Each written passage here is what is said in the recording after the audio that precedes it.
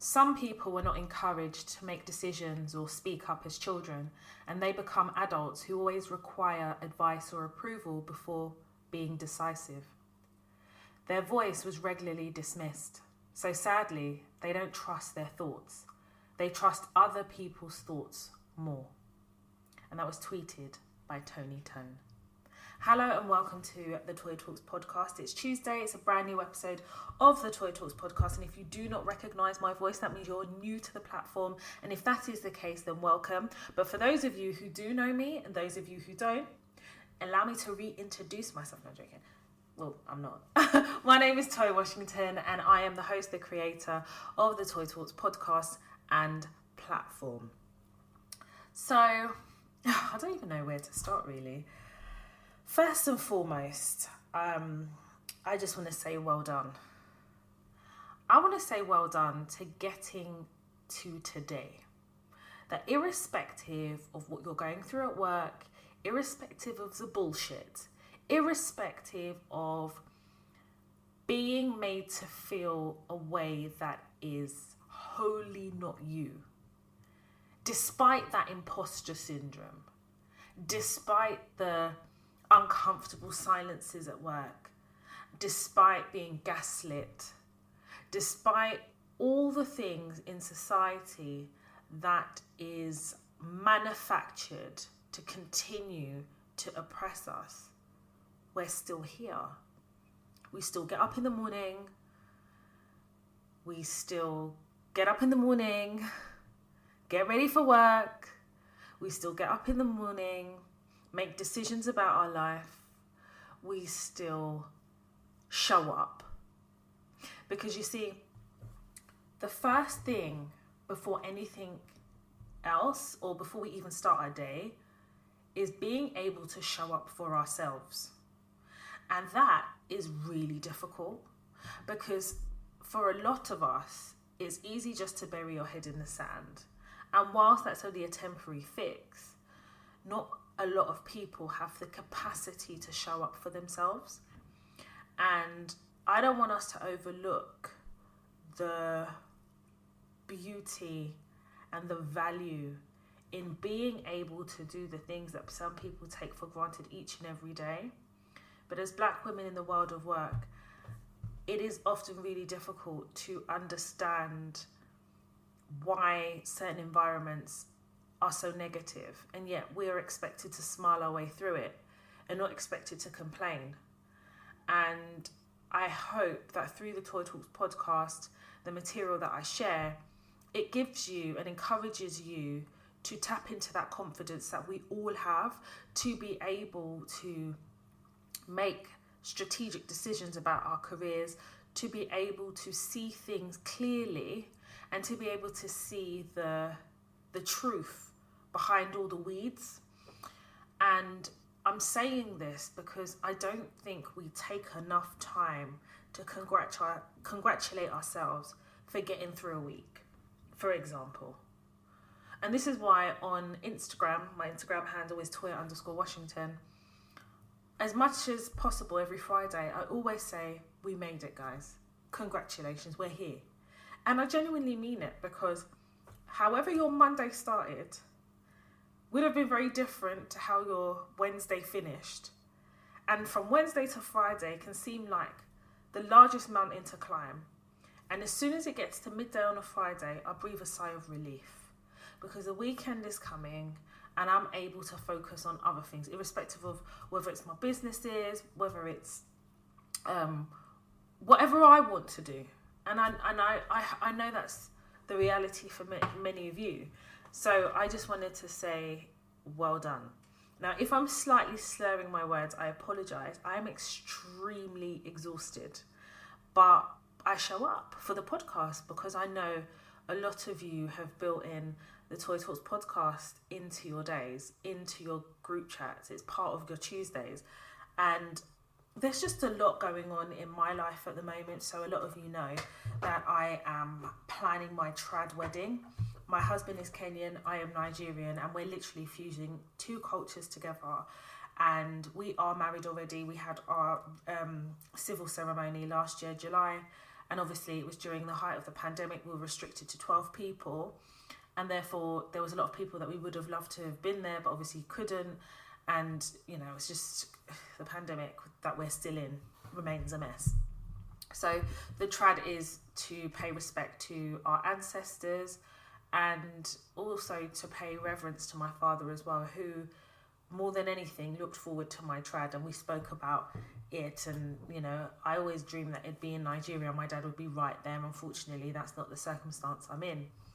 June's quite a heavy month for me because and for a lot of you as well, but June is Father's Day, and for those of us who have lost our fathers, for those who have not had their fathers in their lives, for those who do not know who their fathers are, Father's Day can be very triggering, because we are part of social media in that it's part of our lives. So you'll go on social media and somebody's put something really beautiful about their relationship with their father, and then that in itself can be quite triggering. And I just want to say, the feeling of being triggered during Father's Day is legitimate. It's okay to feel that way. It's about how you channel that triggering and what you do with it.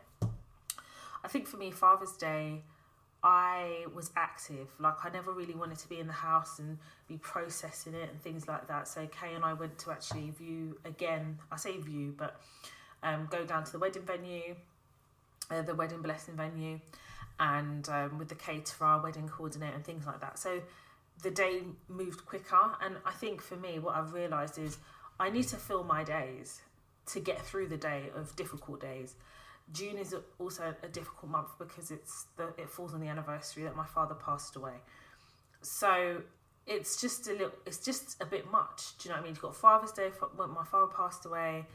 It's just, and June is a very special month as well because it's my husband's birthday month. So yeah, it's just a lot. But I definitely wanted to make clear and come on here and just comfort those who have lost a parent, lost, from the perspective of Father's Day, lost a father, have daddy issues, if that's what they call it, or whatever the case may be, where Father's Day is causing you to be triggered. I just want to say I see you, and you're very much seen. So in this podcast episode, I want to talk about manipulation. And I want to talk about manipulation from a social perspective and obviously from a work-related perspective as well. We have a few dilemmas in the mailbox, and we need to talk about a lot of those dilemmas and help our fellow sisters. And also they have come to the podcast and to the dilemmas to be vulnerable enough to share. So I want to thank each and every one of you who has written in. If I haven't gotten to your dilemma yet, please be patient because I will do.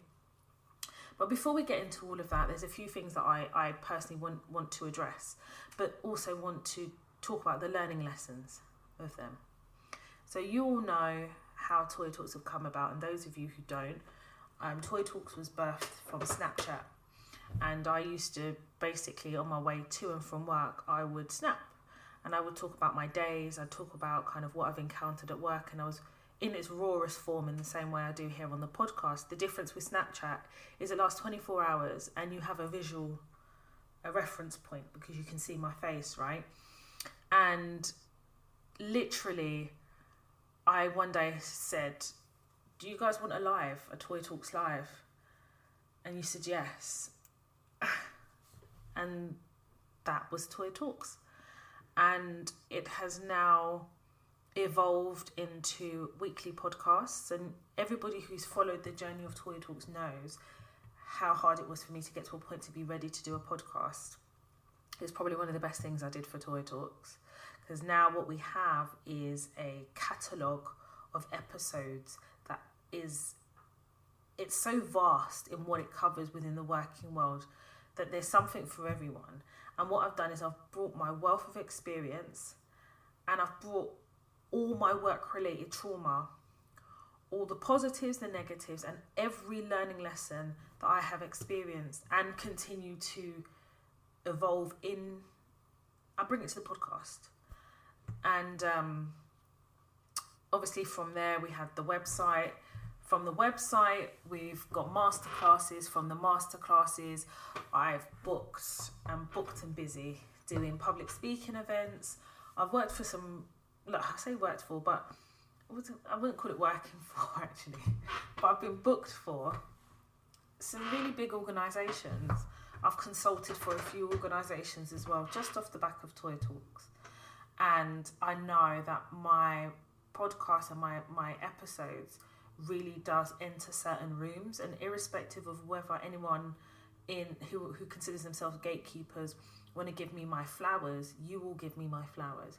You give me my flowers by listening, sharing, downloading, engaging, and that means more to me than anything else. And I feel like with the Toya Talks podcast, I didn't know what it would evolve into. I just knew that I needed to document something longer than 24 hours of Snapchat where you all can benefit and come back and re-listen and share. That was really important to me. Now, I've grown Toya Talks into a business, quite rightly so. The masterclasses on the Toya Talks website are the blueprint that I use in my career. It's the blueprint because it's what's made me successful. I'm in the working world. I work Monday to Friday, just like all of you. I'm a consultant and I earn 6 figures. So I must be doing something right, okay? I was not born with a silver spoon. I wasn't born with a spoon, yeah? Born and raised in Tottenham. Parents came here as first generation immigrants. My father started off as a kitchen porter. My mum worked as a checkout girl in QuickSave. So let's get some perspective over my background. I didn't know I was dyslexic until I was 21. And it just happened to be a kind-hearted lecturer who happened to be my contract law lecturer. Basically said to me that she suspected I had dyslexia, and she was the one that supported me to get assessed. I was 21 years old.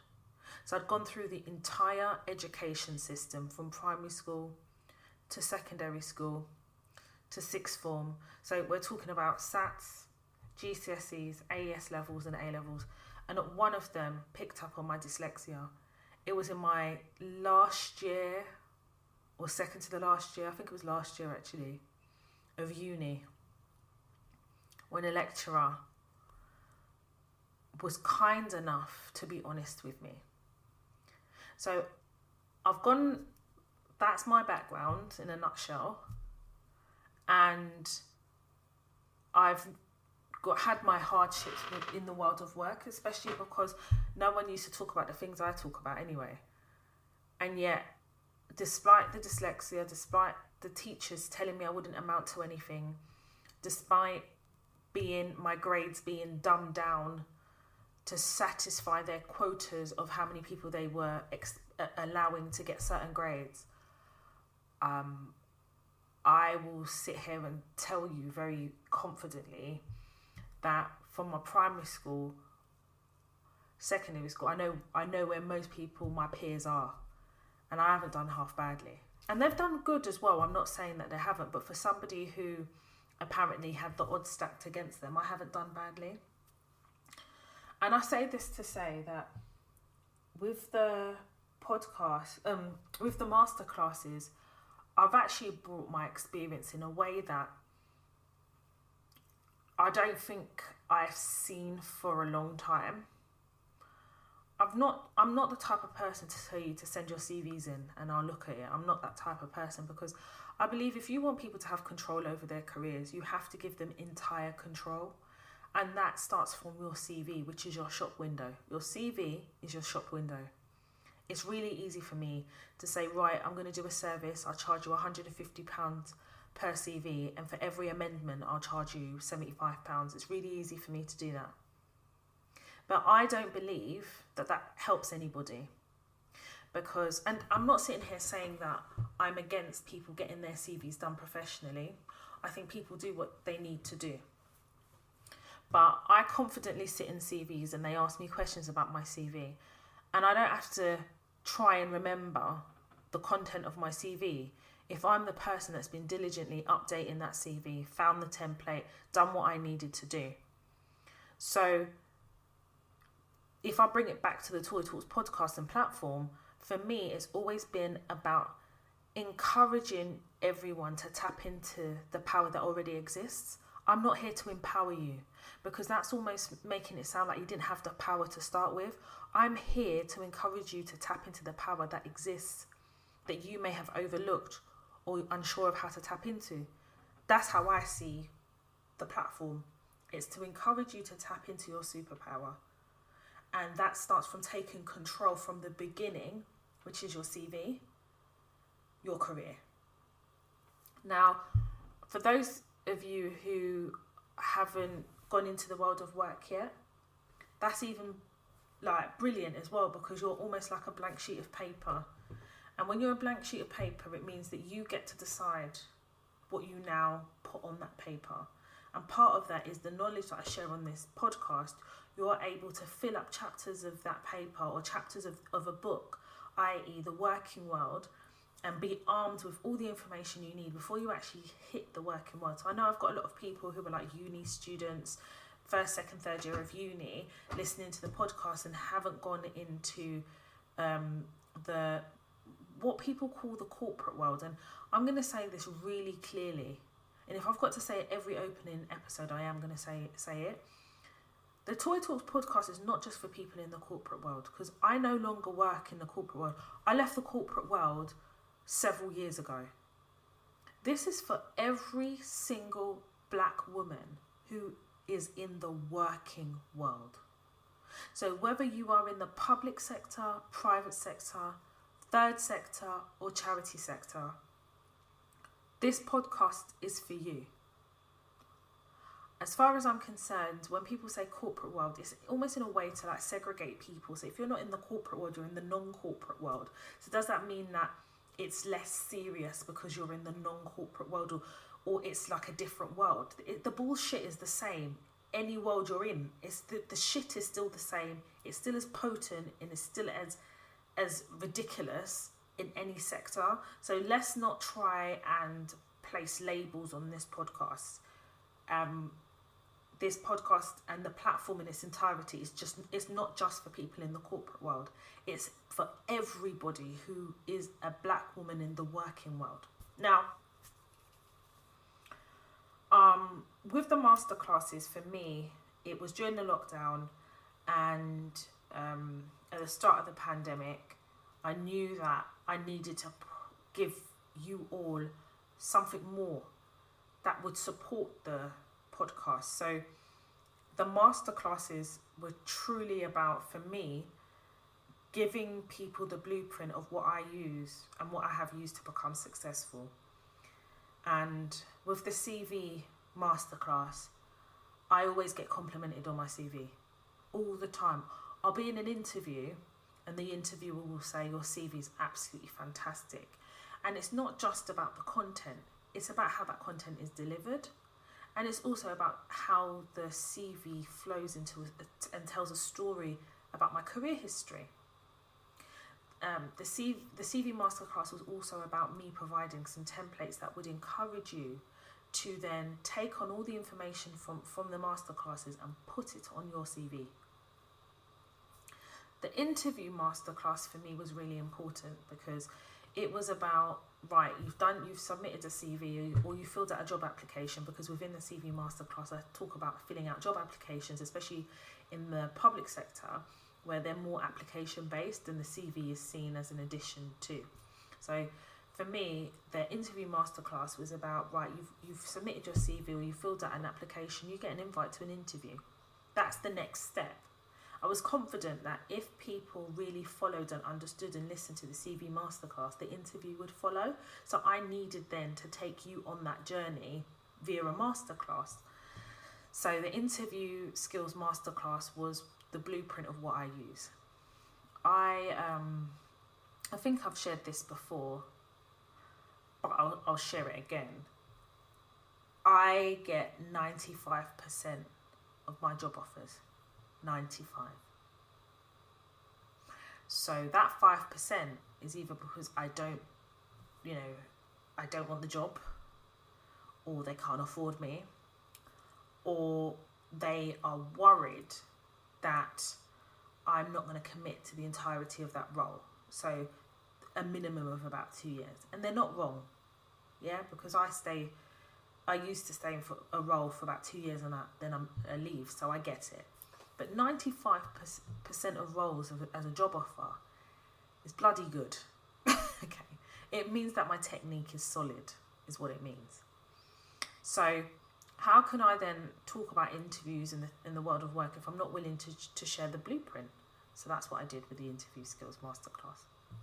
Now, the Negotiation Skills Masterclass is a very special masterclass because I think negotiation is one of those things that we just don't do very well, if at all.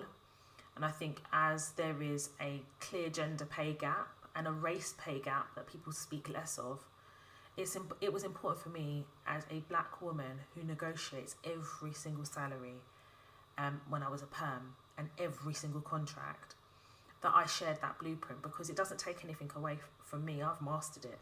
It's about giving people the tools to be able to go out there and negotiate from a position of leverage. And I go into detail in the negotiation masterclass about leverage, bargaining power, walk-away points, compromises, and things like that. And I give you the science behind how I negotiate. And so you've got the CV masterclass into interview skills negotiation. We've also got the redundancy masterclass for obvious reasons. I was getting quite a lot of questions about redundancies and stuff. And again, it was about filling in that knowledge gap. Now, I personally have never been through a redundancy before, but I manage my career differently. I can see a redundancy coming a mile off. I pay attention to companies that I work for and their share price falling, for example, or them not meeting their corporate strategy goals, or the shift in shareholders, or the general manager or the director moving on, or if the CFO sells his shares within the company. I pay attention to all those things. So I've already strategically planned certain things before the redundancy happens, and it's not the case for everybody, and I understand that. But in the situation where people are made redundant, it was important for me to share what they need to do and how they need to manage it, especially because I've had a few friends who I have supported through a redundancy, and I've supported many people off the Toya Talks podcast platform with redundancies and payouts. I've done it. Anyway, the reason why I've kind of given you a synopsis, if you like, as of some of those podcast masterclasses, because in order for me to run Toya Talks, it takes a village. And the village is me, Jennifer, who is my PA, and now we've also got someone else who is an admin assistant for the Toya Talks podcast and platform. And my husband is the person I go to and say, right, this is what I want to do. And he is my sounding board. He is the person that gives me really, really good advice, because no one person knows everything. A couple of weeks ago, a young lady emailed into the Toya Talks podcast email address. And she basically had said in the email that she has purchased and listened to the Interview Skills Masterclass. And she basically said in the email, is that it? Does she get anything else as part of the Interview Skills Masterclass?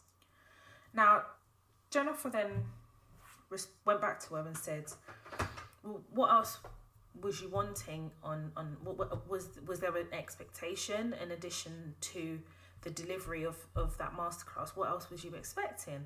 Is there anything else? A legitimate question, because if someone's asking you if there is anything else, then surely the question is what you're expecting, because with my masterclasses, I even break down the learning outcomes. And the masterclasses are broken down into sections. So it's really clear what you're going to get. And obviously we've got trailers for each of the masterclasses. So she came back and she basically said, well, she bought the masterclass. So she's asking, is there anything she gets in addition to? And I'm sure she's listening to this podcast episode. And if you are, I'm really, really happy that you are. So then there was a back and forth between Jennifer, my personal assistant, and this lady. So when I say a back and forth, I mean it was Jennifer trying to understand what she wanted over and above what she actually purchased. You knew you were purchasing the interview skills masterclass. Now, then this lady's tone became quite disrespectful. Yeah? And Jennifer remained professional, because I've told Jennifer, I said, listen, you are the gatekeeper of me, but you're also the introduction into my business. So if someone's being rude, I'm not telling you to accept rudeness. What I'm telling you to do is process what is happening and use me as the escalation point. But what I don't want you to do is allow someone to take you out of character because they've had a bad day. I've always told her that. And she respects me enough and respects my business enough, and she adheres to that. So she said to this lady, I'm going to refer this to Toya. And effectively, Jen basically tried to disengage. So this young lady comes back and basically says, because I think Jen went back and said, there's a bit of a tone or something. So then this lady comes back and says, well, because Jen's still pressing her to ask her, what else was you expecting? Like, you knew what you were buying. Like, what else is there? So this young lady says, well, I paid for this masterclass. It's a 40-minute masterclass, and I could have got this free, or I could have got this from another podcast. I could have got this from a free podcast. That's what she said. Jen didn't respond. So before Jennifer had come to tell me this, I'd already seen these emails. You see, I audit my business and I audit my staff all the time. There's some things I don't get into the detail of, but there are things that I see. And it just coincidentally, I was in the mailbox because of the dilemmas. So then when I'm seeing these emails pop up, I'm thinking, what is this? So I'm reading them. And Jennifer handled it really well. And she respected my business enough to use me as her escalation point. Because I'm Jennifer's manager. Let's be honest. I'm running a business. I'm the director of my business. And I employ Jennifer. And Jennifer reports into me. That's how it works, isn't it? So the next day, later that day, Jen sends me an email, but I don't see it until the next day. And I deliberately didn't speak to Jennifer. I just read her email and I thought, okay. So I emailed this girl, and before I emailed her, I went to the back end. Now, I need you to understand something. My staff and my business know and understand the back end of the business really well. So if someone downloads a masterclass, we know the time you've downloaded it. We know how much of it you've watched. Yes, we do. Because also we need to make sure that we're delivering the best service for you. I need to make sure that you are actually getting these masterclasses. I can also see how many times you've viewed it. So part of that is audit, but part of it is also making sure that people are not saying certain things that don't make no sense. And I need you to know that. I've made it my business to upscale my business to the point where I know that granular detail. So I went to the back end, and I'm calling her a lady, but I think she's a pedigree dickhead. But I digress. I went to the back end, and she didn't just buy the interview skills masterclass, she bought the negotiation masterclass. Yeah? She watched the interview masterclass 12 times. 12 times. So, if it was no good, why would you watch it more than once? I've got timestamps and date stamps of every time it was watched. And she bought the negotiation masterclass too, so she didn't just buy one masterclass. So I sent her an email. And I made sure her back and forth with Jen was at the bottom of those emails, so that this young lady knew that I saw everything. Because you see, when you put something in writing, you can't take it back, it's there. I don't really give a shit If you had a bad day, I don't give a fuck. Do not take it out on my staff. Do you know how hard it is to get honest, reliable staff these days? Do you know how hard it is to get conscientious, hard-working staff these days? Do you know how hard it is to get staff that you can trust not to flip in, run away with your money and your intellectual property and business intelligence? Do you know how hard that is? So I'll be damned if you engage in my business and you mistreat my staff. Because that's like a red rag to a bull. And I'm the bull. And you have been floating around that red flag. So since you want to off pant, we're going to put both of our legs into one trouser. So I emailed this girl. I said, listen, first of all, I've seen the back and forth emails. I said, I want to put your notice out, and I'm saying the highlights of what I said, right? I says, you purchased, and I wrote the dates that she purchased. You purchased the interview masterclass and the negotiations masterclass. Wrote the dates. I says, if you could get the information free, why didn't you? Why didn't you? But instead, you watched and watched and watched the masterclass. I said, listen, I don't care if you purchase this masterclass. I don't care. You didn't purchase it for me, you purchased it for yourself. I get 95% job offers after my interviews. So my technique is solid. I've then decided to share that with you. If you didn't pick anything from it, that's a you problem. But there's a couple of things I know. I know that your current technique is not working for you. I know that you don't interview very well. I know that your communication is absolutely shit. And I know that you're very angry. You've watched my masterclass 12 times. And yet you have the audacious audacity to tell me that you could have got it free from someone. So why didn't you? Why would you pay for something where you could go get it for free somewhere else? You got it for free and it was bullshit. I said to her, my platform isn't for you. It actually isn't for you. Because it's not about it being 40 minutes. It's the content. It's the value of the content in that masterclass. That is more important than how many minutes it took to deliver it. You're talking to an expert at interviews. I am an expert at interviews. I know how to nail it.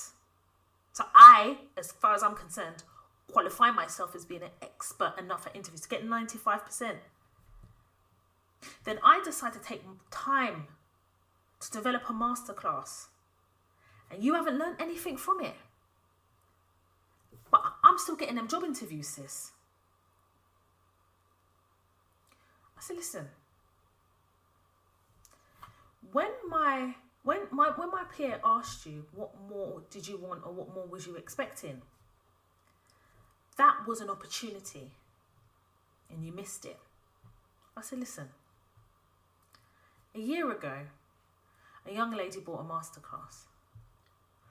She wrote in and she said to Jen, you know, is it possible that she can get some time with me? And Jen said, it's not a service Toya offers. This young lady said, I know it's not a service Toya offers, but I've bought I bought the CV masterclass and I've got some additional questions I'd love to ask her if she's available. Jen said, leave it with me. I saw that exchange. Jen forwarded it to me and said, Toya, you've got a bit of availability here, here and here. You know, is this something you can do? Long story short, this young lady from South Africa is now working for an oil company in Dubai. All the way from South Africa. And you know what else? She credits the CV masterclass, the interview masterclass, and the negotiation masterclass because she negotiated her money. She also negotiated a contract that was so favourable that she earns 10 times the amount that she was earning from a role just before she got this role in Dubai. I know my masterclasses work because the conversion rates are mad. because you guys come back and tell me. But in order to benefit from the masterclass, you have to come open and humble. You have to know where your fault lies in whatever masterclass it is that you're buying. Hence is the reason why you're buying the masterclass in the first place. Now, this young lady missed the trick. Because if she had been respectful to my staff and said to Jen, you know, it would be really nice if I've done the interview masterclass, but I'm actually struggling with my masterclass. I'm actually struggling with my interview. And the masterclass, although I learned certain things from it, I'm still finding a few things difficult. Jennifer would have possibly approached me, found some time in the diary, and you could have had some FaceTime with me. I probably would have offered you a mock interview and did a feedback form on where I think you should improve, and then sent you back to the masterclass to go and now rewatch it based on the feedback I gave you. But you missed the trick. You were so possessed by anger that you decided to disrespect my frontline staff. But it's a lesson to every one of us. Every single... And you know what the lesson is? The lesson is, unless your heart is open, you can't receive. Unless your mind and your spirit is open, you are unable to receive anything in front of you. Even when somebody gives you an opportunity, you won't even be able to see it. So this young lady, because she disrespected my member of staff, and she knows very well what she wrote in them emails because I've got them, she's banned from the Toy Talks podcast, platform, and any live events. You're banned. And if I get a whiff that you've engaged in my platform, either by purchasing any masterclasses, it's not possible. You're banned anyway. The ones that are free, go and get them. Because after all, the freeness has been working for you up until now, right? No, wrong. What I didn't understand is, why didn't you ask for anything additional with the negotiation masterclass? Is it because it was longer than 40 minutes? It's weird. It's actually really weird.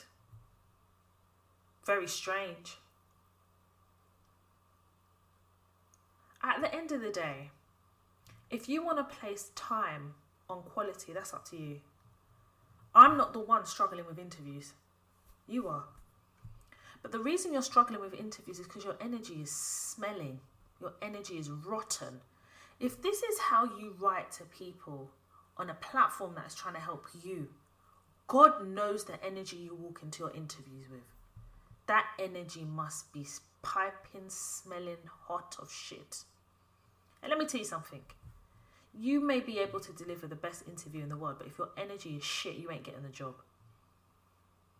Bad energy, stay far away. Yeah.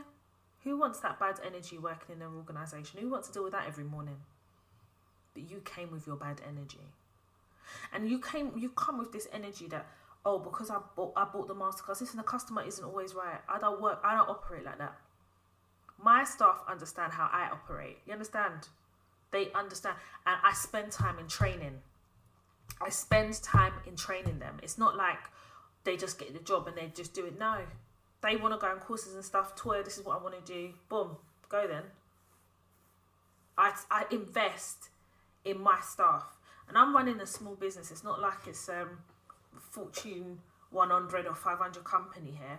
But I'm at least learning how to be a better boss. Like the type of boss I would have wanted at that age. And I'm not going to have anyone engage in my platform to disrespect my staff. So if that's what you're going to do, the platform's not for you. But you've got to understand that my PA she's the gatekeeper. She's the person that has access to my diary. She's the person that runs the back end of the master. She knows what's happening. She's the one that's doing the migration. So what we saying here? Like, it's not like I don't know her. I speak to her every day. So let us be more mindful about the way we interact, because what people are not understanding is you can get someone to do your CV. You can buy all the masterclasses and I can teach you everything. But if your energy is smelling, you're not going to get what it is that you want. And you need to understand how powerful energy is. It's like a light. People see it. You know, some people say, oh, her presence or his presence introduced him before he did. It's your energy. And don't get it twisted. You think I don't know how frustrating it is to be interviewing and never getting a job? Your technique is off. I said it to her in an email. You bought my masterclass because there's something wrong with your interview technique. That's the reason. But because you're so angry about the level of rejections you've received from all these jobs, you're coming to take it out on my platform because my masterclass was 40 minutes. Well, how long was it supposed to be? 2 hours. I said to her, listen, I'm not going to record something for 2 hours just to satisfy you so you feel like you've got value for money. There's no value in 2 hours if the content's shit. And I don't sit there and work out how many minutes my masterclasses are. I just deliver the blueprint. However long it is. That's how I work. And I'm sorry, like, I'm not trying to, I'm not trying to gas the team. But my masterclasses are dope. They're 10 out of 10. Facts. They're 10 out of 10. And you have to approach it with a very open mind. At the point in which you decide to purchase my masterclass, you've admitted a couple of things. You admitted that you're open, or potentially have the ability to be open. You want to learn something, and your technique in relation to that particular topic needs support, enhancement, or it's just not working. That's why you approach my masterclasses. I am best in class at what I do. I am best in class at it. I may not be perfect, but I've done enough to put myself in a situation where my career has been on a trajectory and it continues to soar. I'm not exempt from interviews. I'm not exempt from submitting a CV. I'm not exempt from negotiation. I do all those things. I don't have two heads. What I do have is the ability to share the blueprint. And if I'm going to share that blueprint, there needs to be some conditions of engagement. And it starts with how you engage with my staff. Don't be stupid, and don't make me spend time dragging you. Because when I'm dragging you, I could be recording another masterclass and I had to drag you. Don't be a dickhead for free. Don't do it. And if you're listening to this podcast, just understand, me and you are not the same. Me and you are not the same. Don't do that shit.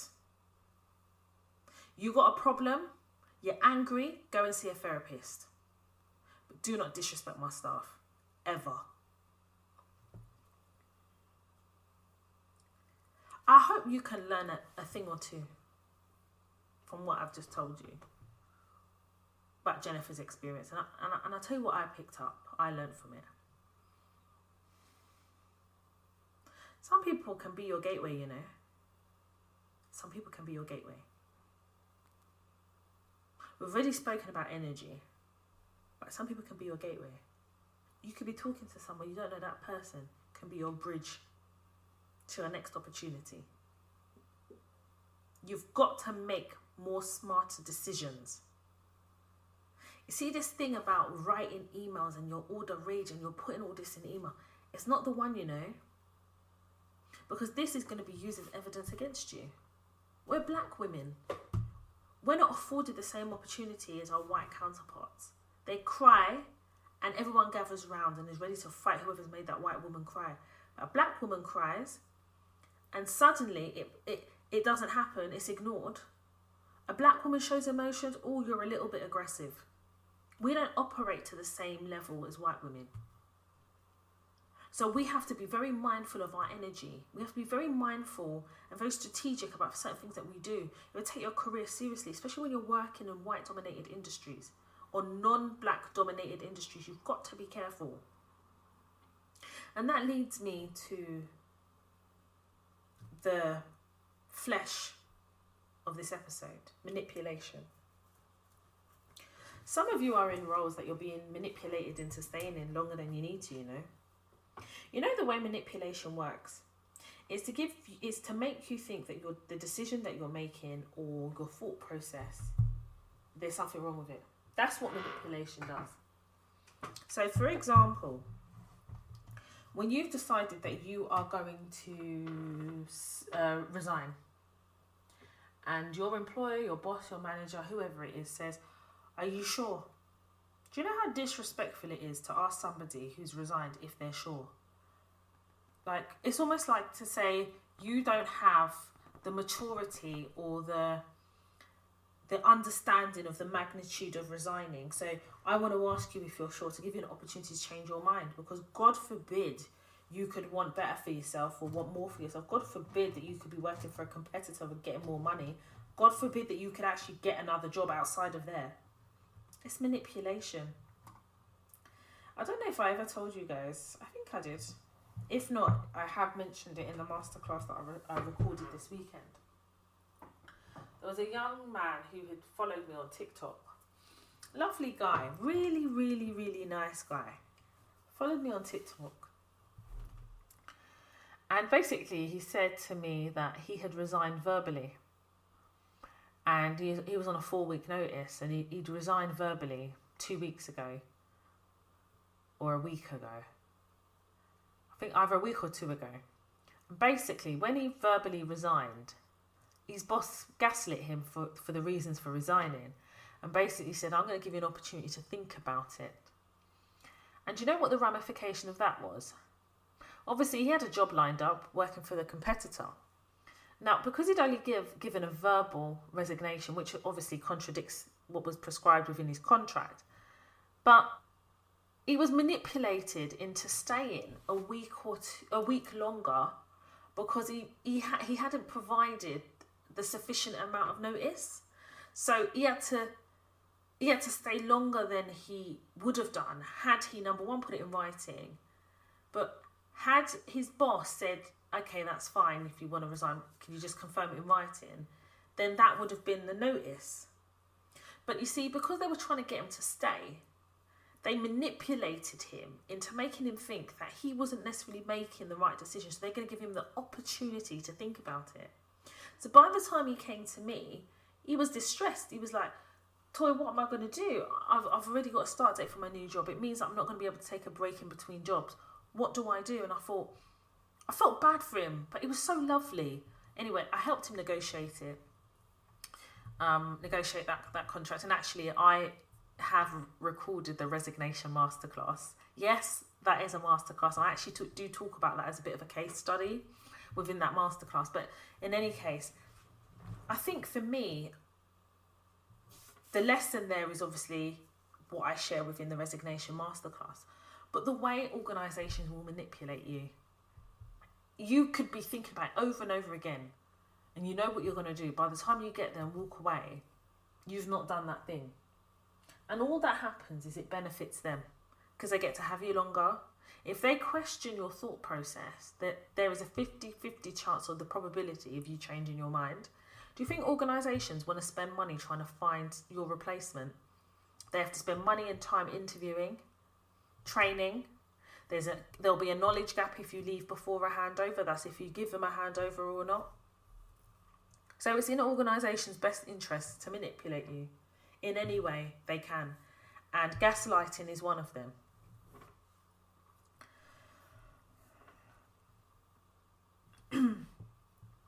When I was younger, I was easily manipulated. I was easily manipulated for a lot of the reasons that was said in the opening of this podcast episode with a quote by Tony Tone. Some people were not encouraged to make decisions or speak up as children. Well, how many of us from African or West Indian backgrounds were not encouraged to make decisions or speak? You know that toxic line of children must be seen and not heard. How many of us grew up in that era? So if you're not taught or encouraged to speak and make decisions, how then do you believe in the decisions you make? You see, it then becomes easy for example, an employer to gaslight you about your decision to leave, because you almost become childlike in your confusion of whether you've made the right decision. Well, you know you've made the right decision. You've been planning this for months. But then you kind of regress into that child, don't you? You know, the child that's not encouraged to speak and make decisions. And they become adults who always require advice or approval before being decisive. I would definitely agree that growing up, I was always seeking approval. And part of that is because I had a really traumatic relationship with my mum. It was traumatic, but if I look back at it, it was filled with trauma, because I used money to try and buy her love. And I say I used money in a sense that anything I had earned, I'd try and buy her something so that I thought she'd love me more if I did those things, because I was looking for her approval, her acceptance. What happens is that relationship then becomes the bedrock of what I understand relationships to be, where I need to seek approval. So if you really think about it, when as children, if you're not taught certain skills, you're not going to necessarily develop them in education. Well, for us black people, it's less likely that we're going to develop that in education, because within education, we're already disadvantaged because they label us. They're less attentive to us. There is this, if you're dealing with a teacher who is so out of touch with actually the way, the dynamics of society, then we all understand how then the child becomes disadvantaged in how it receives education. Now, I say all of this and I reinforce something. If the foundation of not being taught how to speak for yourself or make decisions, and then always seeking approval and then becoming indecisive, if that is the beginning of the fabric of who you are, when you become an adult, yes, you have experiences that define you, but you're then learning those skills in often very toxic environments. You're learning the skills of being able to advocate for yourself in a toxic environment that's forcing you to be able to learn that skill. And it becomes very difficult because, I mean, for me, I definitely found that I was, that subservient attitude that we pick up from our parents. You should just be grateful to have a job. That then gives birth to seeking approval, because if you're grateful to have a job, then you have to try and hold on to that job. So you need the approval of your boss. Oh, am I good? Oh, I won't ask for a pay rise, because if I ask for a pay rise, then you might take the job away from me. It's that systematic manipulation that we're talking about here that keeps us oppressed. And it's systematic because what it actually does is it increases the gap between men and women. But the racial gap is far worse. A lot of your white counterparts, you could be on the same level, same job. And if you were to do a recce of what people earn, I'm almost certain that black people in general don't earn as much as our white or non-black counterparts. You're not taught to make decisions, you're seeking approval. At which point are we taught to negotiate our salaries? No, because you're coming from the subservient mindset of being grateful to have a job. That gratitude doesn't extend to negotiate a role or negotiate pay, because that is seen as, well, if you do that, you'll lose your job. So we already tipped into thinking that white people in white dominated industries still are in charge. They own, almost like they own you. I never felt safe. When I had that mindset, I never felt safe in the world of work, because I always felt like my job could be taken away from me. And that is the manipulation I'm talking about. I genuinely think there's a reason why in education they don't teach you about the working world, like the realities of what the working world is. In the way that I explain it on the podcast, they would never go into that much detail. They won't. I didn't get that when I was growing up. I was taught, you do your education, get good grades, get a good job. No one told me about the circus, yeah, and all the clowns I would meet in that circus. No one told me about that. No one told me about racial prejudice in the workplace. No one taught me about the skill of holding on to a job, or not feeling obligated to accept a job offer, actually saying to them, can I have a couple of days to think about the offer and come back to you. I was taught you just accept it on the spot, because if you don't, it'll be taken away from you. And what that happens, it devalues you as a person, because you start to think, right, you don't think of yourself as holding any value. Then you come at the situation or come at job offers from a place of desperation. You think these organisations and managers and line managers and HR business partners and HR managers don't realise and smell desperation. They smell it. They smell it. Like stale shit on the side of a toilet. They smell it, mate. Societal manipulation is what I call it. Workplace manipulation.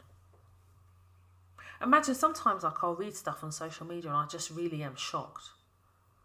I just negotiated my salary. I got a $2,000 pay rise. You didn't get a pay rise, babe. That's not pay rise. You might as well work for HMRC, because clearly you're into just paying taxes. I don't understand. Taking a leap of faith in your career and in the world of work, it's going to require you to sometimes have that internal battle with your inner child. My inner child, I was battling all the time, because you still got your bills to pay at the end of the day. This is how society manipulates you.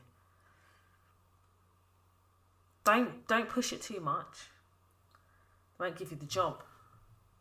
Just accept what they give. You get your employment contract, just sign it. Don't even read it. That's what society teaches you. And I know society teaches you that, because in school, they never told us about employment contracts. If they really wanted to prepare you for the world of work, wouldn't they, on its basic level, teach us about employment contracts?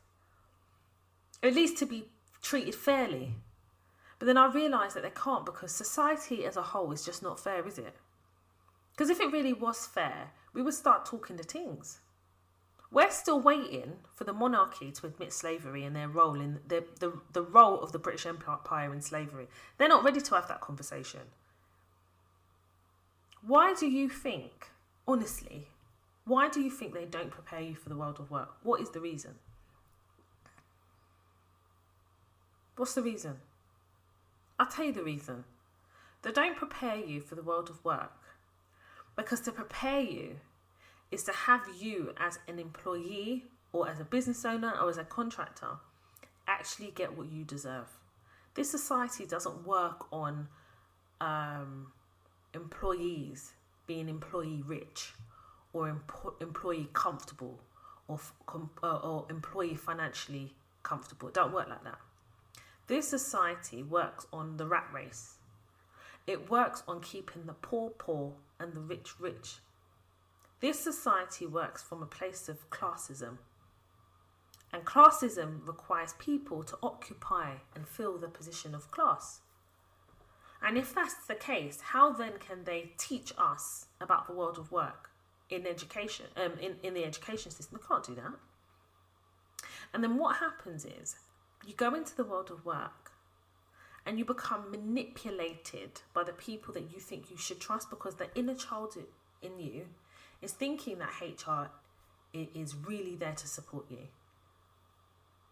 But it's your manager's job to train you. Do you know how many conversations, how many dilemmas where I've had to say, you are the architect of your career. Your manager don't owe you shit, and she sure as hell don't owe you the training budget. He sure as hell don't owe you the training budget. How many of you have been promised training in your workplaces and you don't get it? Is it in their interest to train you? Some of you will say, yep, it's in their interest to train me because then I can take on more work. Well, that may be true, but what boss is going to train you to be better at your job than them? Some managers, it's not in their interest to train you. It's in their interest to keep you in the same job so that they don't have to backfill you. Manipulation. Some of you have been in the same job for far too long. There's this one woman I used to work with, and she'd worked for the company for 15 years. It was her second job ever. 15 years. White lady, white woman. When the restructure happened, she was still loyal because she didn't think, how many restructures has she been through? How many people had she made redundant? When the restructure happened, and effectively there was no role for her, I thought she was going to have a nervous breakdown, that woman. I actually thought she was going to have a nervous breakdown because she genuinely thought that her service was enough, her time served in that company was enough for them to just protect her. And really and truly, if you think about it in terms of a loyalty perspective, they should have done. But life isn't fair, is it? They manipulated her for 15 years to be loyal to them. She didn't even have an up-to-date CV. Imagine the degree of this manipulation. She didn't have an up-to-date CV. She didn't know what to do. She said that she said to me that she felt stranded. I said to her, but how could you feel stranded? I says, how can somebody with 15 years experience be stranded? But then I realised something, and I realised it a few months ago. It wasn't that she was stranded.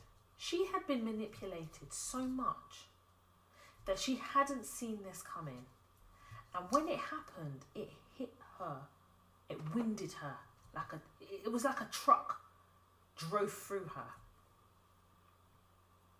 And now she's, she was working in a competitor's organisation, and I was speaking to somebody that, I used to work with and worked with her, and she's moved on now to another workplace, and she said to me, oh, we'll call her Jenny. Jenny? I said, yeah. She goes, she never stays in any role longer than 3 years. You've gone from 15 years to 3 years. It took that situation for her to understand that the level of manipulation that an organisation needs to do to keep you there is for their own selfish gain. It's not for your benefit. And in a way, I get it, right? It's not just, manipulating you and da-da-da. Some organisations, they'll pay you handsomely, but it's still a form of manipulation, because I feel like when somebody's employed by an organisation, you shouldn't be expecting someone to be there for 10 years. It's just weird. As a company, don't you want to evolve the role and evolve the organisation? And I get that, it's experience. I get all of that. But isn't there a benefit from gaining experience in different organisations and gaining different skills and different people skills? Isn't that imperative to the growth of self? They don't teach you that in education, do they? They don't teach you the importance of having experiences. They manipulate you into being in one role for as long as possible because it will look good on your CV. If I had £1 for every time I heard that, if I had £1, I'd probably partially retire. Something looking good in your CV, or if a recruiter tells you that, is a form of manipulation. You've got to think, what does this person stand to gain by saying this to me? That's what you've got to think.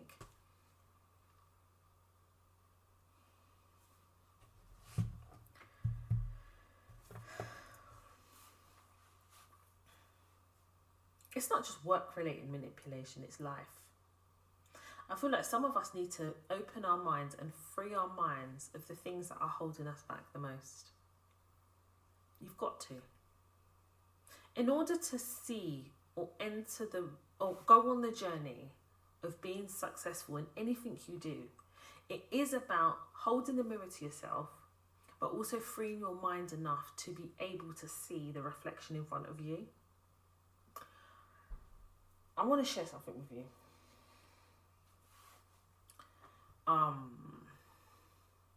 Obviously, I'm doing my trad wedding.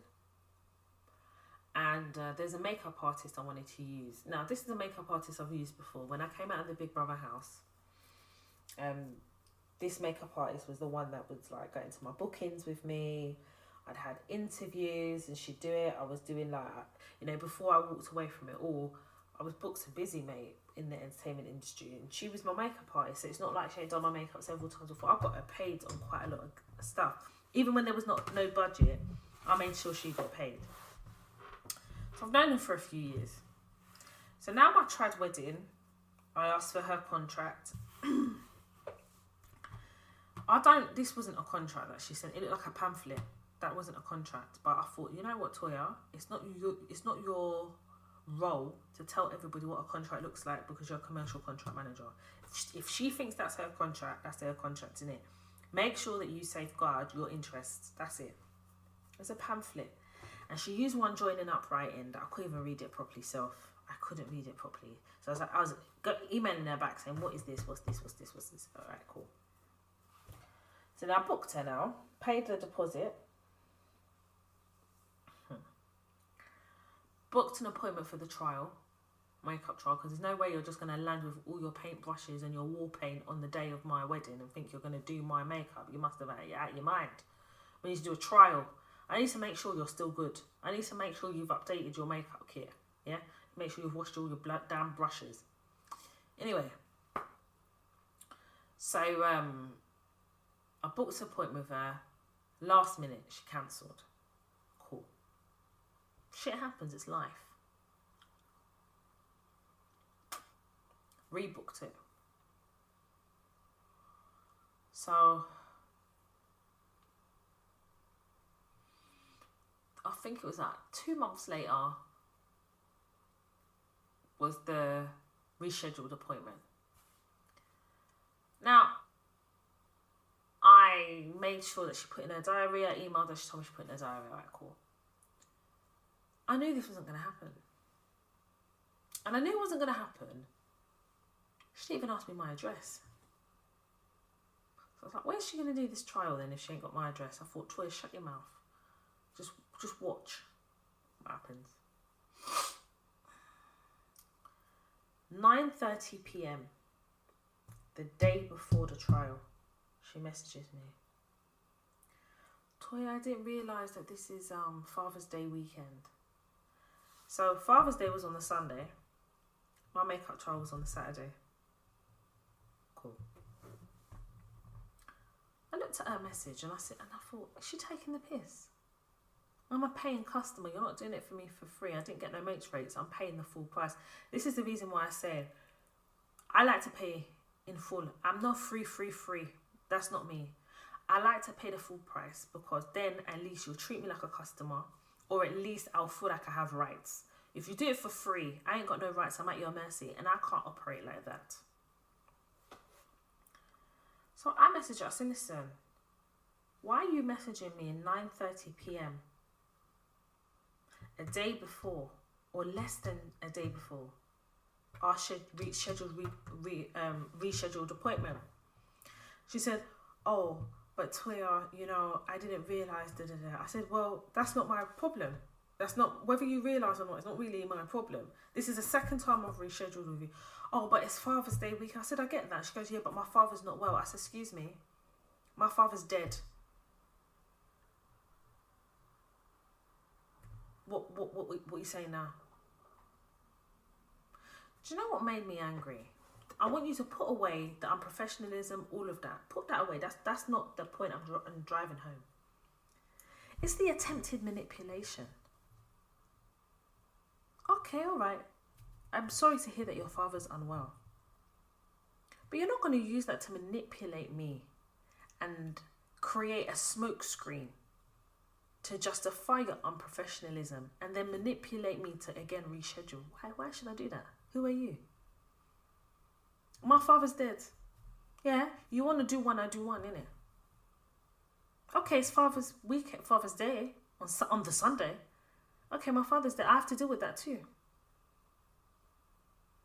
Can you see how the manipulation works? This is social manipulation, this is. You know you didn't turn up for the first appointment. The second appointment now, It's 9:30. So how do you justify 9:30 p.m. less than a day before? How do you justify that? And then you're telling me, but it's Father's Day. I said, okay, but fine, but you booked this. You should have known. You told me you're putting it in a diary. What are we saying here? Then you say to me, your father's not well.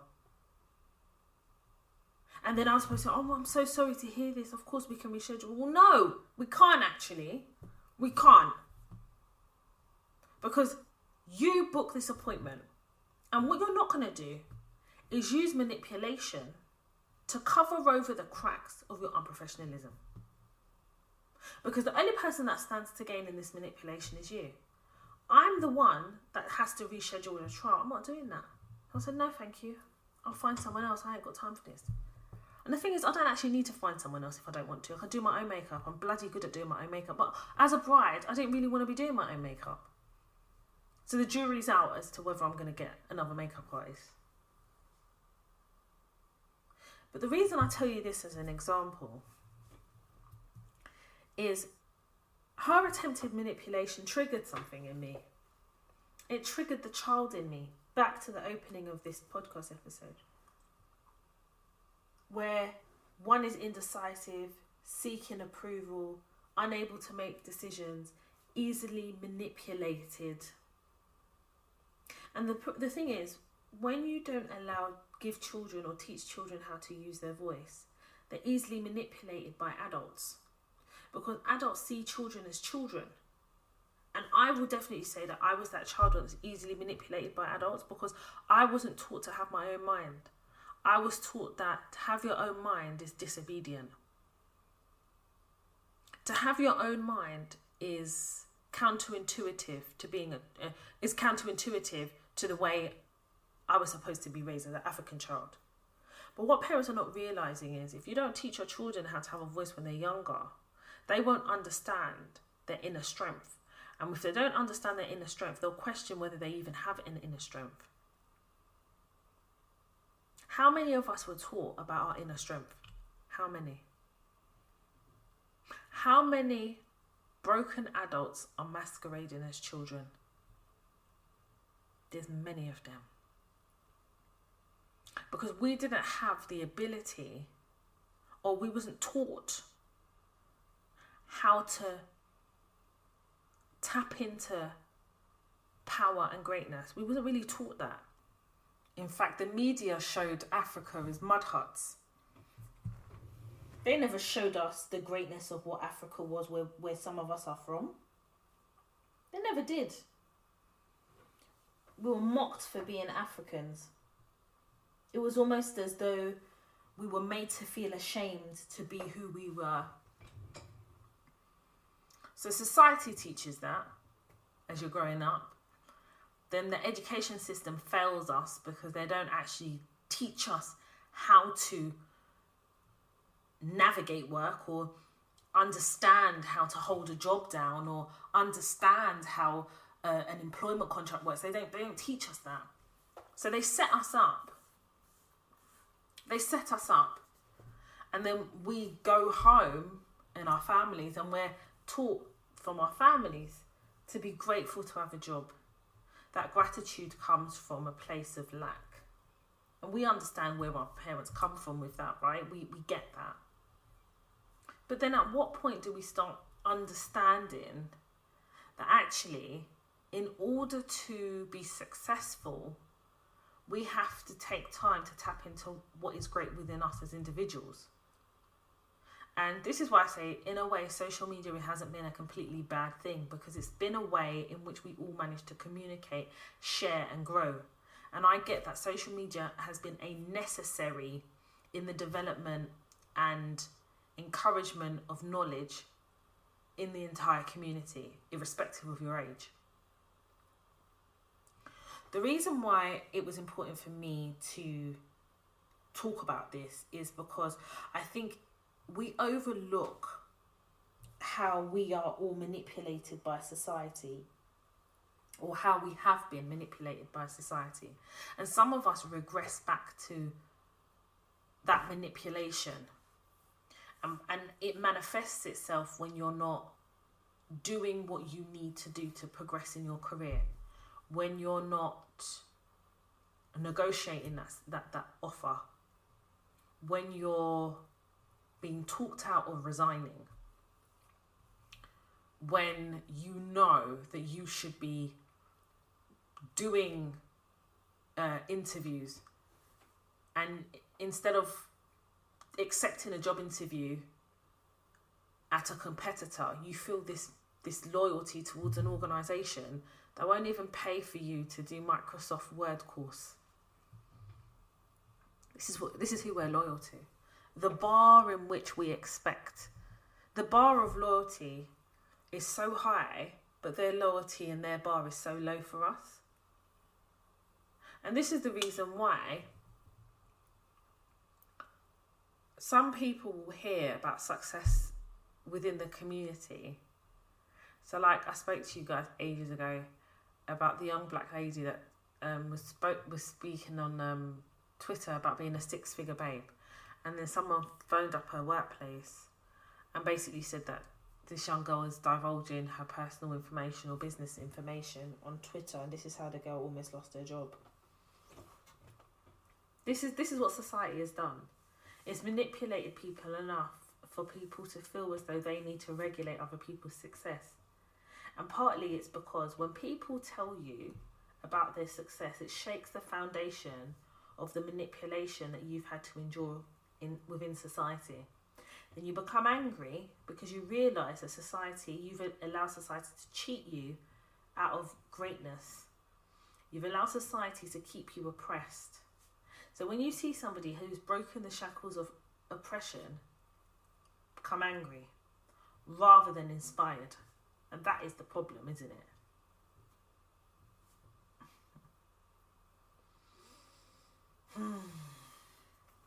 It's actually sad when I think about it. But what I feel grateful for is that I've been able to develop a platform like this, because what has happened is we've actually torn our singlet and we've ripped the guise of manipulation, and we're talking about the real things that need to be spoken about. And it's through, yes, experience and things like that, but it's also from creating a safe space for us to actually be vulnerable and honest. And this is why I said, and I said it in the beginning, when I get these dilemmas, I'm so grateful for your willingness to share with others through your dilemma, because it's not easy. It isn't.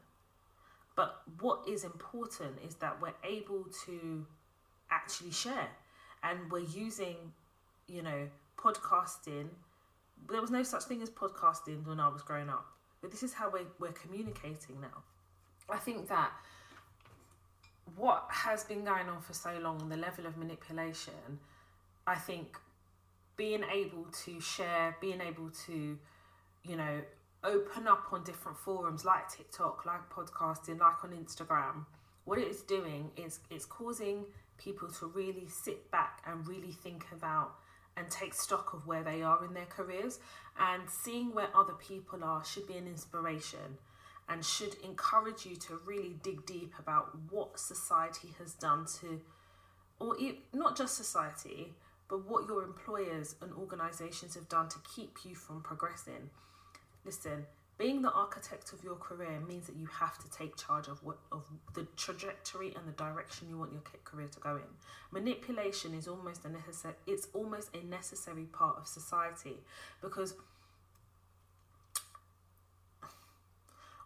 what happens is, in society, they need to manipulate people to keep people where they are, because that's how things tick along. It's like the status quo. In the workplace, it's the same concept. Sometimes organisations need to manipulate you to keep you where you are, because they have to make their money. They have to make their money. Or there's some organisations or some teams and some managers want to keep you where you are because it's comfortable for them, for you to keep doing the job so that they don't have to. Then once you've achieved all your objectives in a particular role, it's then your responsibility to move on. If you allow yourself to stay longer than you need to, you've actually accepted being manipulated. But who gains from that? Who gains from that? So I'm really hoping that I've been able to deliver an episode that causes you to think about how organisations and society manipulate us and the reasons why and the motivations, and how we often make choices that allow organisations, bosses, managers to feel like they can manipulate us or can manipulate you. And the most important thing now is how you view your career in relation to your objectives and career goals, and how you are going to utilise certain things like communication, like podcasts, like access to certain information that will now add to where you need to go within your career to be successful. And I always say to you guys, like, you define what success looks like to you. For success may be being able to secure a job in a certain company and work your way up, and that's great, that's fine. But what we're saying here is take charge rather than allow your career to be taken charge by someone who doesn't have your best interest at heart. Anyway, hopefully those who have ears will hear and receive the information. Now let us move on to the dilemmas. This dilemma is entitled How to Deal with Inappropriate Behaviour from Senior Management. Hello Toya. I trust you're doing well and staying safe. Praying for grace and covering for yourself so you can continue to do the amazing things that you do. I am potentially in a difficult situation at work, and I was hoping to get your insight. I started a new role last month, and I would say it is the first proper role I have had after university that is pointing me towards the career I want. The nature of the role requires me to work or support all members of the senior leadership team, including the head of finance. He is an elderly white man, old enough to be my father. He doesn't do it all the time, but there have been occasions where he has made suggestive or flirtatious comments and presents them jokingly. These include references to my physical appearance and my attractiveness. He even jokingly said I should submit a grievance against him for his most recent comment. I do not engage him unless I have to, and I do not in any way dress inappropriately to work. I would like your advice on how to manage this situation considering the power and possible racial dynamics at play. Thank you so much for any feedback. Kind regards. First of all, whether you dress inappropriately for work or not, I mean, how does one define inappropriateness? But the way you dress has nothing to do with how you're supposed to be treated at work. And I know why you've said that. And I just want to reassure you that even if you dressed in any particular way, dignity and respect at work should be given to all.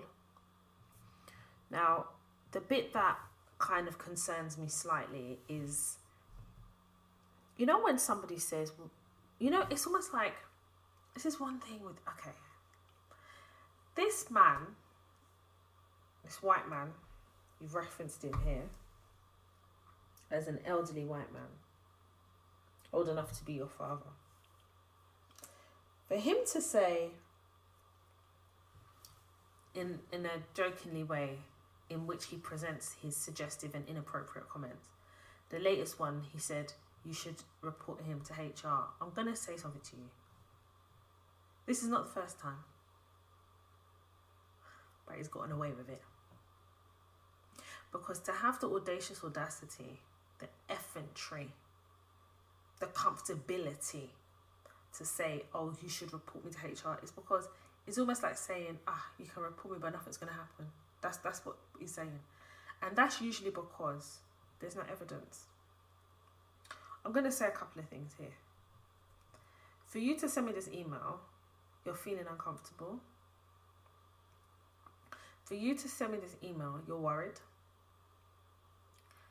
And based on reading this, what you've asked me is for my insight.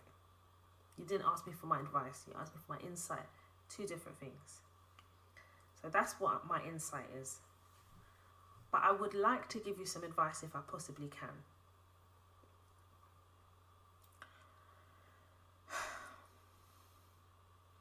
You need evidence.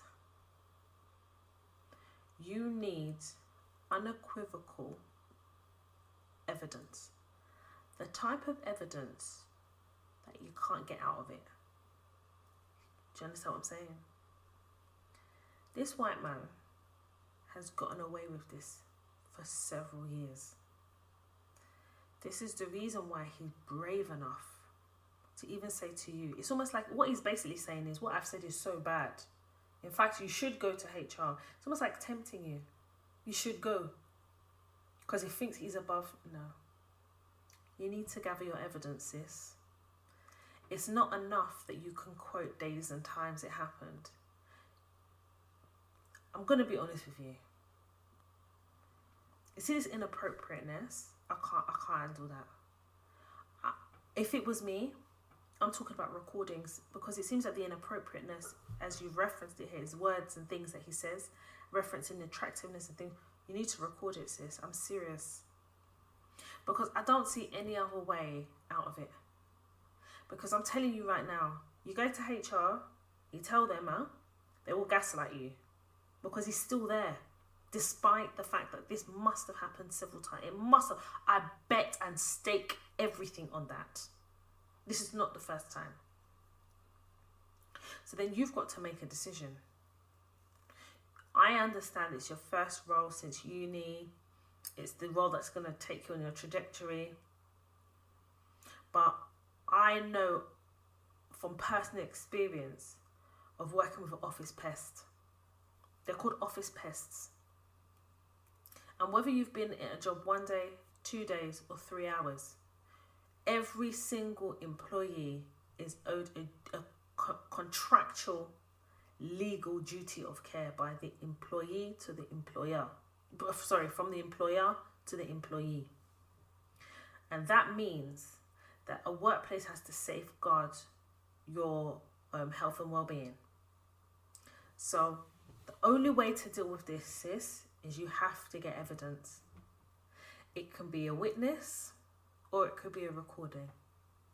Now, I have not ever said or ever encouraged recordings before, ever. But I draw the line at inappropriate behaviour because it is your word against his, and that is the problem. That's the problem. Do you remember Weinstein? I don't even remember his first name again. Do you remember Weinstein? His inappropriate behaviour, he got away with it for years. For years. For years. Now, slightly different, Hollywood and all of that, I get that. But we have to take some learning lessons. This is a white man who felt like he was above everything because of his position, because of his influence, because of the length of service within the industry. But the level of evidence was unavoidable. He couldn't avoid it. So the lesson that it teaches us is, in those type of situations, you need the type of evidence that will hold him bang to rights. Sis, let me tell you something. I've got a dictaphone, you know. I've got a small little dictaphone. Go and pick yourself up a dictaphone from Amazon. Put it in your pocket. Put it where you like.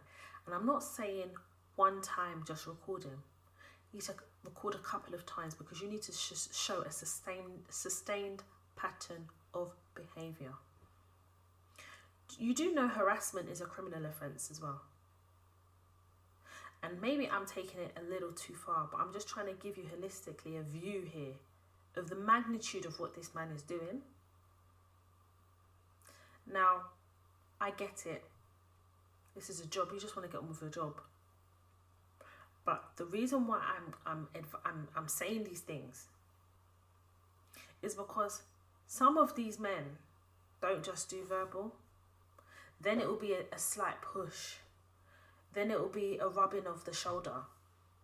Do you understand where I'm going? These people accelerate at a speed. It's the acceleration of that nasty behaviour. And we're trying to nip it in the bud. I'm also not going to sit here and say that if you go down the route of recording, or even making a complaint or anything, that it won't be uncomfortable. Of course it's going to be. But if they attempt to sack you or anything like that because you've raised any issue or complaint about this inappropriate behavior and you actually have the evidence and they try to get rid of you, I personally will help you, because I'm not going to have that. That's some madness. That's mad. If they try it. But sis, the only way to deal with situations like this is head on. It's the only way. Because see them office pests, they don't hear a word. And we already know where HR are. The fact that HR could have anyone like that in an organisation is a risk in itself. This man should be on the risk register. He's a risk. And it's a risk they've decided to assume. Then that's their business. You are allowed to work in a conducive, healthy environment. As it currently stands, based on how I'm reading this and the words that you've used, it's uncomfortable. So the advice I would give you is this. You need to document the experiences and how it made you feel. And you need evidence. If the evidence is in an email, even better.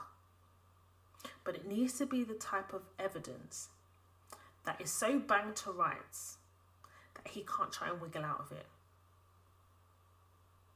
Since he's confident, pick yourself a dictaphone. I wouldn't necessarily suggest, I mean, if you want to use your phone, because I think that you could download a dictation app. However you do it, it's up to you. But I definitely think that you need to make a formal complaint, because this can't continue. In this day and age, in the Me Too movement era, no, my sister. So hopefully that helps. I would also encourage you to, I don't know whether your workplace has like, some workplaces have like an anonymous line, an anonymous tip-off. You actually can, if you don't feel confident in kind of going down the route that I've said, you can whistleblow.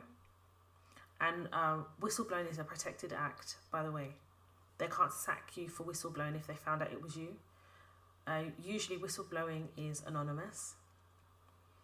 So I think maybe look into whether there's a whistleblowing hotline. But what I'm giving you is options of what you could possibly do. Outside of those two things, his behaviour is harassment.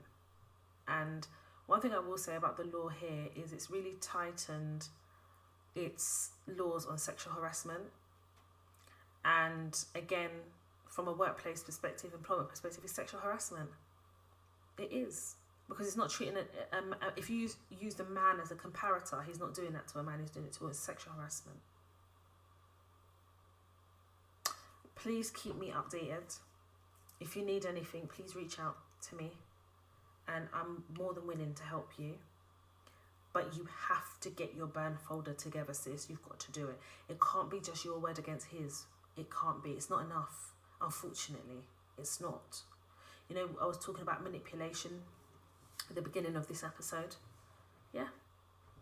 If it was a white woman that raised this issue, it may be dealt with slightly differently. But as black women, we know we have to have. And it's so sad and it's so exhausting to know that. But we know as black women, take all that stuff, take all the how it should be away for a moment. We as black women understand that if we are raising things like this, it has to be airtight, watertight. It has to be. It has to be. And I'm so sorry that you're actually going through this. Because awful. I know the time that you sent this, and it was sent today. It was sent today. And as soon as I saw it, I had to, and I'll email you just to say, listen to the episode, because this is unacceptable. But I also want to commend your bravery in being able to be vulnerable enough to share it here. So please keep me updated on what happens. And like I said, if you need anything, please reach out to me. Okay. Second dilemma. Hey Toya. The subject is thank you. Hey Toya, firstly, I just want to say thank you for all you do for us working black girls. I have been following you and your journey for ages. I mean, ages. Like when you were reviewing Fashion Fair lipstick on YouTube, I'm actually all the way dead. You're an OG. Fashion Fair lipstick, my dear. Hey, OG. That means you knew me from Ben TV days. You are amazing, and it is so heartwarming to see the position you are in today. You are an integral part of my life. Even my hubby knows you by your first name. He hears your voice and says, "Is that Toya?" And then she put laughing emojis. 2 laughing emojis. I've been listening to your podcast, a loyal listener, and one day you gingered me so much that I just knew I needed to look for a new job and leave my current one. After applications and interviews, I was offered a job for £14,000 more than what I'm on now and what I was on before. I'm really excited to start, but here's my problem: imposter syndrome. Thinking I'm not good enough to get a job that pays me this much more than what I was on. My question to you is, have you ever felt like this, and how did you combat it? I will definitely be getting your probation masterclass. Help us sis out. Okay, so firstly, we actually have a podcast episode on imposter syndrome. So I'm gonna get I'll probably do it actually. I was gonna get Jen to do it, but I will send you that podcast episode about imposter syndrome. Have I ever been in a situation imposter syndrome? Yes, and all the time when I start a new contract, it's imposter syndrome. Especially when they ignore you in the room and they can very well see you in the room, or the virtual room that is Teams. But I think imposter syndrome, I've kind of spin it a bit in how I see imposter syndrome, in that I've said this before and I'll say it again. Donald Trump didn't wait to qualify to be the president of the United States before he just decided that he was going to run for election and won. And I think the biggest lesson I've learned from that is the audacious audacity of men who are not qualified, somewhat underqualified for roles, but they're so confident in how they approach these roles. They don't give a shit about imposter syndrome. They're going for that role. And this is the difference between us and them, isn't it? How a lot of these people in certain roles have no business being in these roles because they have no experience, no nothing. But what they do is they find themselves in a position whereby they have so much confidence. And a lot of these managers, a lot of these organisations, these people didn't wake up one day and was given this role. It took audacity and a lot of confidence. Now, that imposter syndrome that you mentioned, I think it's about being in control of the imposter syndrome. So the first step is knowing that it exists and knowing that you feel that way. But there's a humility in that imposter syndrome too. You're so humbled by this new elevation and chapter of your life that you're slightly nervous about whether you're able to do it. And the point is, you actually are. You have enough confidence in yourself to go for the job, to start with. Secondly, you knew that you were worth more than your current job. And thirdly, what you don't know, you will learn on the job. That imposter syndrome that you're feeling is perfectly normal, and it's about how you manage it and control it. So I will send you the episode on imposter syndrome, and it will hopefully go into enough detail to help support you in your next role and your new chapter. Congratulations as well, because earning £14,000 more than what you're on, sis, that is a flex. Probation masterclass. So I'm so excited because I re-recorded it this weekend because I just felt it needed something else, and I found what that was. And I can actually say to you quite comfortably that the new masterclasses, which are the probation masterclass and the resignation masterclass, will go live on the Toy Talks website on the 9th of July, Saturday the 9th of July. And then you will see all the other masterclasses And obviously all these masterclasses are part of the Toya Talks Academy, and I'm just so excited. When I finished recording the resignation masterclass, I was so happy because it's a masterclass I've wanted to do for a long time. The probation one, you guys know that it's been in the works for some time, but I just wasn't happy with it. And re-recording it this weekend was probably the best decision I ever made, because now all I have to do is edit, and on the 9th of July it will be live on my website. Oh my god, I'm so excited. I'm so excited to be able to deliver masterclasses that you will need, and irrespective of which and how far in you are in your probation, I feel like you can use that probation masterclass and the templates and the quizzes and everything. So both masterclasses will be on the toyatalks.com website on the 9th of July. So moving on to another dilemma. So this one is follow-up success story. I'm about to become the angry black woman, and I can't wait because I've been pushed. Okay, so this is a follow-up. Oh, I love it when you guys give me follow-up. So I had a dilemma episode recently, and I'd entitled it, I am about to become an angry black woman, because that is the opening statement of the dilemma I received from this black queen. And she is now giving us a follow-up. Hi, Jennifer. Hope you're well. So obviously my assistant. I wanted to follow up. So what my assistant did is my assistant sent her an email and said, Toya has mentioned your dilemma in this week's podcast episode, just to advise her. And Jen does that quite frequently, actually. Because obviously we get a load of dilemmas into the mailbox, so sometimes they're not always done in a week.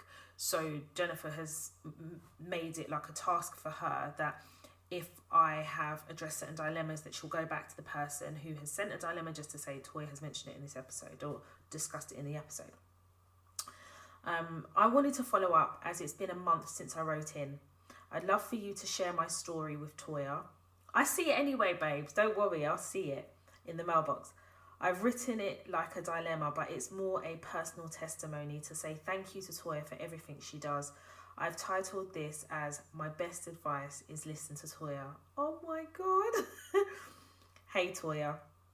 Hope you're well and looking forward to your upcoming trad wedding. Super excited for you and congratulations again, beautiful. I wanted to share an update with you after I sent my dilemma in. I'm about to become an angry black woman. Thank you for your honesty. I really had to G-check myself and realise that my dilemma was so loaded with emotion. I didn't even articulate myself how I would have done if I had a clear mind. Wow. So where do I start? Firstly, you said something which was life-changing. Don't wait for your manager to give you the opportunity. I was actually floored by this comment because guess what? I'd been doing that, Toya. I'd been waiting. This statement has been a powerful catalyst of change in my life. I didn't even know that opportunity was mine to take, and after 3.5 years, I would probably have waited another 3.5 to get to a mid-level role and become completely mad. The ancestors really heard my spirit, was in pain that day, because guess what? Another advertising agency reached out to me. Long story short, I accepted the job offer. Hey! The reason why I'm writing in is to let you know that you are, I think this is 1,000,000% right, when you tell us not to be loyal to a company. I am in shock by how this was handled. I handed in my notice and they ignored me. Then the managing director and head of account management put calls in with me and said, you should think about it. Oh my God, is this not what we've been talking about in this podcast? Then after that, they said I should have a call with another woman who's been there since I started and we get on really well. I couldn't believe my ears. The woman was laying it on so thick, almost begging me to stay and saying I've made the wrong decision for 2 hours. They said that they would promote me tomorrow and offer me a 5k salary increase. So you can only imagine how bad I was made to feel. I was suddenly second guessing myself. But as a leader and project manager of my career, I had to take charge and think about where I want to be in the future. So I sent a very clear email thanking them for their time, but please can you confirm my last day is the 10th of June. I couldn't believe what happened the next day. I went into the office and now the woman who spent 2 hours trying to convince me to stay is giving me the cold shoulder. The managing director said, your email was very clear in a dismissive tone and walked off. The head of department hasn't been very nice to me since. I knew in my gut I was making the right decision to accept this amazing new opportunity, but I wasn't prepared for the sudden switch up and change in attitude. For anyone listening, I just want to really reiterate that you have to follow your own path. Take opportunities for yourself. Listen to Toya and be empowered to believe in yourself and value your worth. I almost went mad for this job, and I can't believe I really almost turned down a fantastic opportunity. I guess this isn't a dilemma, but more reiterating that more is more. And when it comes to a job and you need to take it by the horns. I also want to give people hope and let them know I put on my vision board at the beginning of the year, congratulations on your new job promotion and 10k salary increase. It's only June and now my dreams have come into fruition. Toya, this celebration is partly all thanks to you. Thank you so much. P.S. I've also been in therapy for the past 5 weeks now, and it's also been life-changing. You're really the guardian angel and older sister we need. Best wishes. I don't know why I'm getting so emotional, but I remember this dilemma because you could tell, like, it was a lot, it was loaded in her heart. I could feel it when I was reading it. You know, it's as if, this is what I'm saying. Every week I come here to this podcast because I know very well what it is like to be in a role and feel so drained, feel so alone, helpless, and then you're working in and amongst vultures. This queen, she meant it. I'm going to become an angry black woman. I get it. You think I don't understand? I understood. But what she didn't need is for me to sit there and say, yep, I agree. No, I'm not that. I'm not like that. What I'm going to tell you is the truth. You are the architect of your career. Stop looking for your manager to do X, Y, Z. It's not in their interest. Look at the situation now. Isn't everything we discussed in this episode about manipulation in this email update from this black queen? They know how to manipulate you. So they didn't give her 5k increase before. No, they didn't give it to her. They didn't send someone to come and talk to her before. It's now that she has been offered a new job. They will now recruit people to try and manipulate her. And it could have worked. It very well could have worked. But the resilience and conviction in this queen to want more from herself meant that she had to break the shackles of oppression to go and realize her greatness. Now look at it. She's got the job of her dreams. Do you know how powerful it is to put something on your vision board and have it materialize? Her vision on her vision board in relation to a new job has materialized, and she worked hard for it. I just want to say congratulations, Queen. All I did is awaken something that was already there in you. That's all I did. The most important thing is the learning lessons that you have learned through this entire situation. And I think that it's reinforced my advice to you. This same manager that you're looking to promote you in this, that, and the other, they're not happy for you when you move on. No. They want to manipulate you to stay. So you work hard and you should be getting promotions and things like that, and they give it to you when you're about to walk out the door. What does that tell you? That every time you're deserving of something, you're going to have to leave to get it? That's bullshit. Not when there's other organisations willing to give you 10 times more than what you get now. Come on. Wake it up. Congratulations, Queen. I am so proud of you. I'm going to email you in the morning. I'm definitely going to email you in the morning. And that's really made me smile. That's really made me smile. That's really made me happy. I love that for you. I love that for you. Congratulations. Ooh, so I think we're going to wrap it up there. We're going to wrap it up, darlings. This is actually my last week in my other consulting role. My last day is Thursday. I'm so excited. Oh my God, I'm so excited. I'm enjoying my current contract. Obviously, nothing is perfect, but we're not looking for perfection. We're looking to achieve our objectives, make money and move on, honey. If you are on social media, I am very active on Instagram. My Instagram page is Toya_Washington. I am also on TikTok, Toya Washington. Go and have a look. I'm also on Twitter, Toya_W with the hashtag Toy Talks or Toy Talks Podcast. And of course, the Toy Talks Podcast has its own Instagram page, Toya_Talks. And of course, I have my vlog channel. I will be updating a new vlog this week, and it's called At Home with Toya. And Snapchat, the birthplace of Toya Talks, it's Toya Washington, all one word. I want to thank each and every one of you, as always, for joining me here on the Toy Talks podcast. Please, if you have an opportunity to, and you're new here, go and listen or have a look at some of the previous podcast episodes. Have a look at the show notes.